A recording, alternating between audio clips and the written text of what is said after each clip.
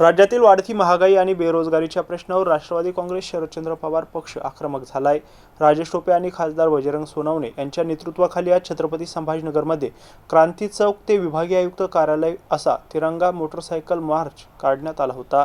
तरुणांच्या हक्कासाठी मोठ्या संख्येने पदाधिकारी, कार्यकर्ते आणि युवक या मोर्चामध्ये सहभागी झाले होते। देशामध्ये बेरोजगारी भेडसावत आहे, तरुणांच्या हाताला काम मिळत नाहीये, महागाई वाढत आहे। या संदर्भात तरुणाईला कुठेतरी रोजगार मिळाला पाहिजे। या अनुषंगाने मराठवाड्याचे केंद्रबिंदू असताना आमच्या छत्रपती संभाजीनगरमध्ये आज आमच्या पक्षाच्या वतीने एल्गार आम्ही करतोय आणि हा शासनाला आम्ही भाग पाडणार की आमच्या या तरुणांना न्याय मिळाला पाहिजे।